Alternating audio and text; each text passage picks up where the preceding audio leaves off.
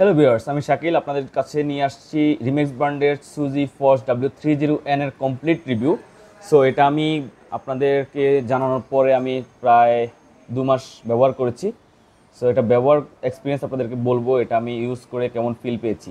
এটাকে সর্বপ্রথম আমি খুব রাফ অ্যান্ড টাফ ইউজ করেছি। আমি একটু যদি দেখাই, এটার মধ্যে একদম স্ক্রেচ পড়ে গেছে, একেবারে খুব বাজেভাবে ব্যবহার করেছি এবং এটার টেম্পারটা দেখার জন্য এটাকে আমি চার্জ খুব কম দিয়েও ব্যবহার করেছি, ফুল চার্জ করেও ব্যবহার করেছি, কিন্তু এটার চার্জিং ব্যাকআপটা জাস্ট এক কথায় অসাধারণ। আমি চার্জিং ব্যাকআপ পেয়েছি, সেটা আপনার বাডস থেকে এবং কেস থেকে তারা খুব ভালো সার্ভিস দিচ্ছে, যেটাতে আমি এটাকে আউট অফ 10-এর মধ্যে 9.5 দেবই, মাস্ট বি। এবং এটার কার্যক্ষমতা আসলেই দারুণ ছিল।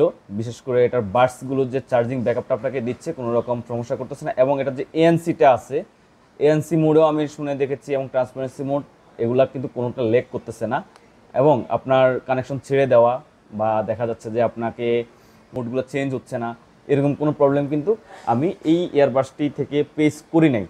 আমি এর আগে অনেকগুলো ইয়ারবাডসই আমি ইউজ করেছি নিজে চেক করার জন্য। সো আমার কাছে বেস্ট একটি ইয়ারবাডস আমি পেয়েছি, যেটা হচ্ছে যে রিমেক্স ব্র্যান্ডের W30N লাইট, যেটা W30N উইথ ডিসপ্লে। এবং এর ডিসপ্লেটা কোনো স্ক্র্যাচ কিন্তু পড়ে নাই। হ্যাঁ, এটা ডিসপ্লের উপরে তারা যে ডিসপ্লেটা দিয়েছে, এখানে কিন্তু স্ক্র্যাচ পড়ে না, পুরো বডিতে স্ক্র্যাচ পড়লো, ডিসপ্লেতে স্ক্র্যাচ পড়ে নাই। সো এটা কিন্তু খুব ভালো একটি স্ক্রিন উপরে তারা দিয়েছে। আর এর বক্সের মধ্যে তো আপনারা পেয়ে যাবেন, আমি দেখাচ্ছি আপনাদেরকে। এটার বক্সের মধ্যে পাবেন একটি ইউজার ম্যানুয়াল, এবং ইউজার ম্যানুয়ালের পাশাপাশি আপনি পাবেন একটা চার্জিং কেবল, যেটা রিমেক্স ব্র্যান্ডের অরিজিনাল চার্জিং কেবল, তাদের ব্র্যান্ডিং করা। এটা খুব ভালো, এটা পাওয়ার ব্যাংকের সাথেও কিন্তু আপনি কাজে লাগাতে পারবেন। অতটা আপনি ফাস্ট চার্জিং পাবেন না, কিন্তু এটা যথেষ্ট ভালো একটি চার্জিং কেবল তারা দিয়েছে। এবং টিপসগুলো তারা দিয়েছে, এখানে এক্সট্রা 4টা টিপস দেওয়া আছে।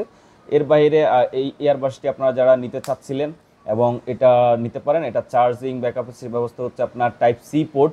আর এখানে আপনি পপ আপ পেয়ে যাচ্ছেন, এখানে আপনি চার্জ কানেক্ট করার পরে আপনি এখানে কিন্তু সাউন্ড পেয়ে যাচ্ছেন, নোটিফিকেশন সাউন্ড পাচ্ছেন। এবং এটাতে একটা ফিচার্স দেওয়া আছে, যেটা হচ্ছে আপনার বাডস যদি আপনি খুঁজে না পান, সেই ক্ষেত্রে আপনি বাডসকে ফাইন্ড করতে পারবেন, খুঁজে নিতে পারবেন। এখানে দিলে সে বাডস থেকে একটা সাউন্ড করবে। সো এখানে এত এত ফিচার্স আছে, এক কথা আমি সবগুলো নিয়ে সন্তুষ্ট। আপনারা যারা W30N ফানপোর্টসটি পারচেস করতে চান, আপনারা করতে পারেন। ডিসক্রিপশনে আমি পেজ লিঙ্ক দিয়ে দেবো। আর এর বাইরে এটার সবচেয়ে মূল যে ব্যাপারটা আমি পেয়েছি, সেটা হচ্ছে যে এই কেসের যে ব্যাপারটা, কারণ যেহেতু লাইট দেওয়া আছে, এই লাইট ডিসপ্লের জন্য কিন্তু আপনার কেসের চার্জ বেশি থাকার কথা না, কিন্তু এটার কেস আপনার যথেষ্ট পরিমাণ ভালো চার্জিং ব্যাকআপ দিচ্ছে। এবং এই সুইচ বাটন দিয়ে কিন্তু আপনি স্ক্রিন অফ অন করে রাখতে পারতেছেন।